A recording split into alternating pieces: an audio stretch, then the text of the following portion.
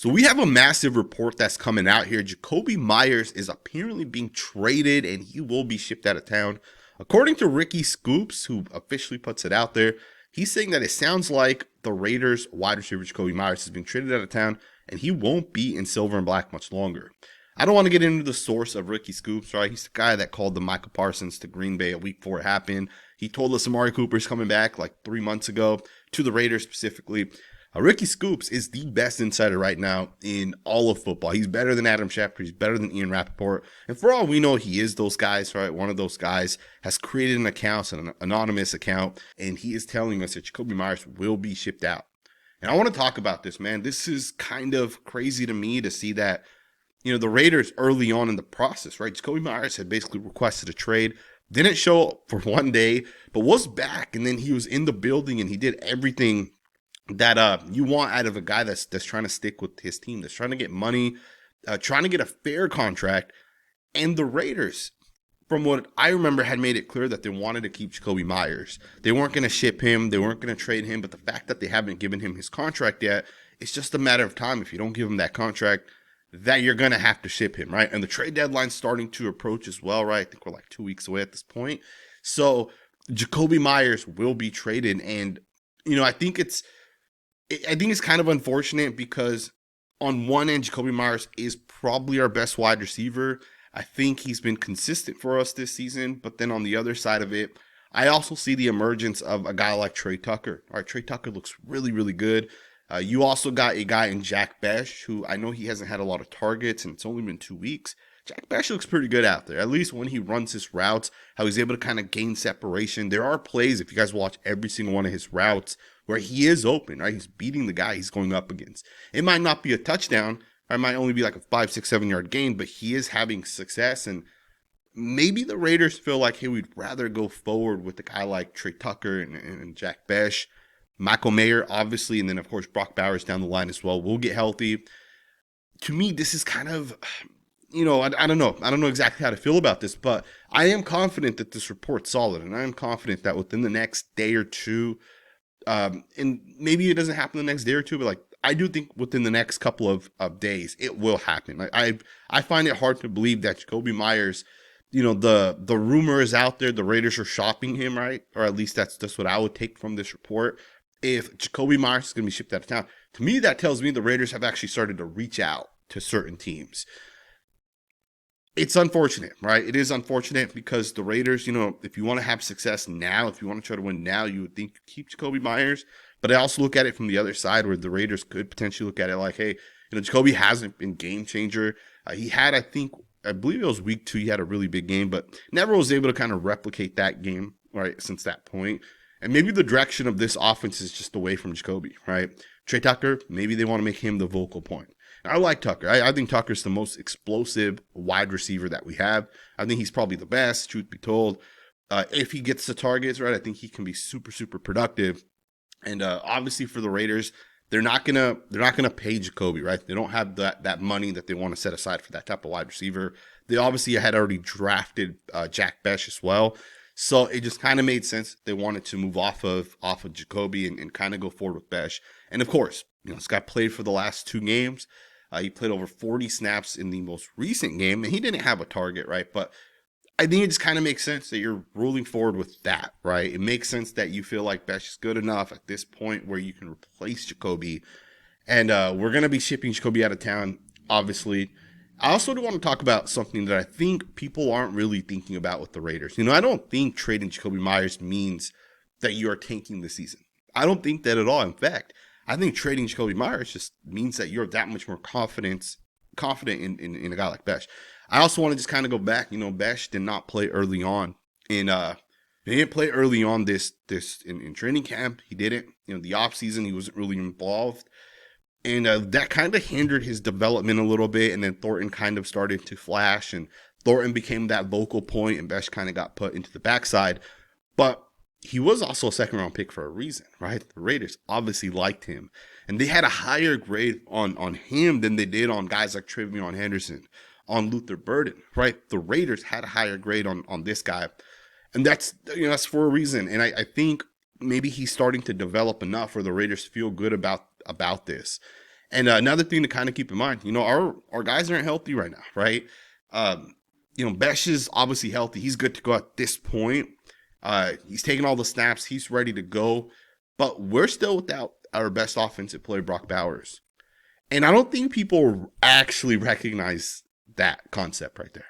Think about this. Brock Bowers is not playing at this point for the Raiders, but the game he did play against the Patriots, how much more explosive was the offense? Remember that massive play that he made on that angle route? Right, the Raiders designed a nice play for him. He gets open, he catches it, takes it for like 30 extra yards after the catch. That's the type of playmaker that Brock Bowers is, and we played every game on offense without that guy. Think about how it changes this offense if Brock Bowers is healthy. Think about the games the Raiders potentially win that we ultimately lost if Brock Bowers is healthy, right? I think the Raiders could have won 1 or 2 more games with Brock Bowers actually out there. And I know he played in like the first 3 or 4 games. I know he played through the knee injury, but he was not healthy, right? We know now looking back at it, even though Bowers was out there, he was not healthy, and that's impacted the Raiders. And that made us look a lot worse than I think we actually are.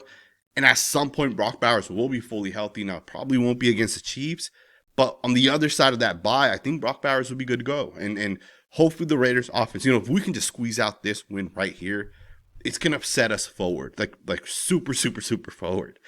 And I hope the Raiders are able to kind of pull this out, because it would be massive to go into the bye week 3 and 4 as opposed to 2 and 5. And also, if Brock Bowers is truly back on the other side of that bye, you may go on a win streak potentially, right? You've already won 2, you have that bye, you kind of reset, and you go into it on the other side and potentially have some success. Brock Bowers' health will be the key for the Las Vegas Raiders. And as we're talking about health, one of the things I personally have been doing is working on my own health. I've been exercising pretty much every single day for the last 3 to 4 months, but there has been one huge issue I've had while I'm exercising. And that is the recovery element of exercising, right? Literally the next day after you squat, those days are absolutely brutal.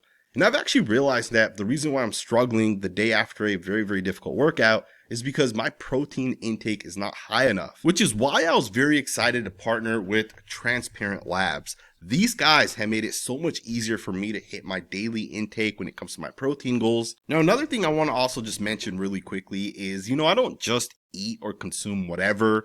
I am very, very strict with the stuff that I put into my body. You guys will rarely ever see me eating any sort of junk food, any sort of artificial foods. And with Transparent Labs, one of the cool things with them is you're getting 28 grams of high quality protein. And the fact that they are using milk from grass-fed cows, to me, that's very, very important. Transparent Labs protein powder is also not chalky or nasty like some other powders. Transparent Labs product blends super easily, super smooth as you drink it. And they have 14 different flavors for you to choose from. And if you're interested in giving Transparent Labs a try, right now is the perfect time, because for a limited time, they're giving a free starter kit with every single new subscription. You will get this shaker bottle and a variety of single serving flavors in their top flavors. Make sure you guys use the link down in the description or the QR code that you see on the screen for 10% off.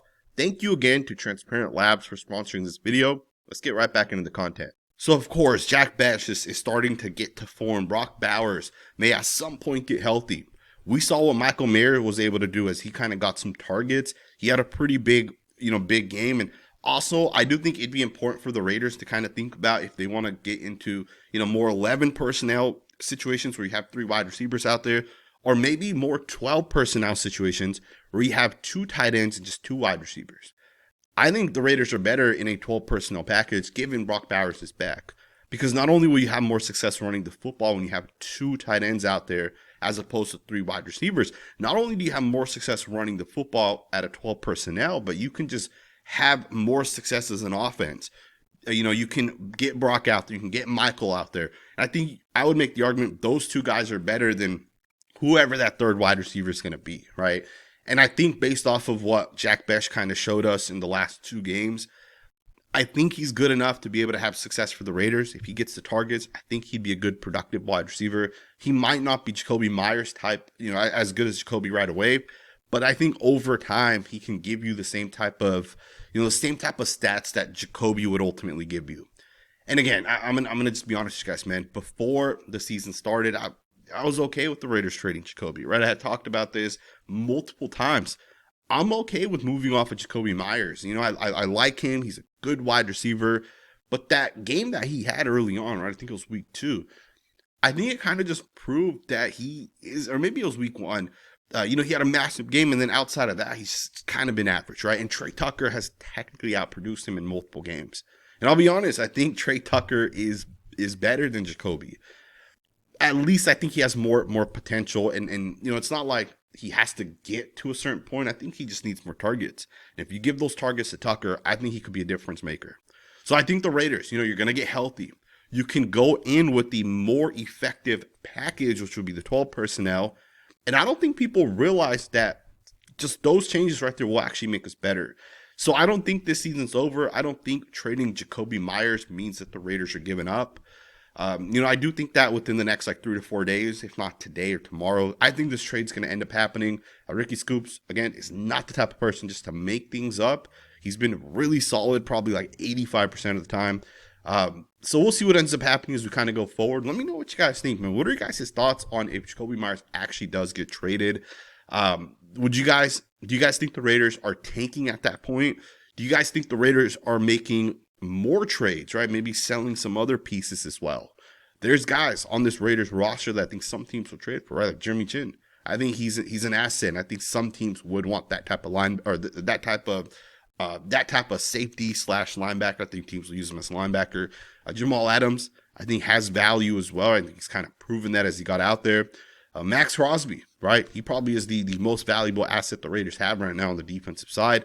Although I don't think Maxx would get traded, but you could trade guys like Adam Butler, right? If you're gonna have a fire sale, do it the right way, right? That's all I'm gonna say right there. I don't think that would obviously make sense for the Raiders, but do you guys think other guys will end up getting traded? I'm pretty sure Jakobi will, but I'm not sure anybody else will. And I think Jacoby's mostly getting traded because he wants a new contract. The Raiders just don't want to give him that contract that he wants. I think the Raiders value certain things from their wide receivers.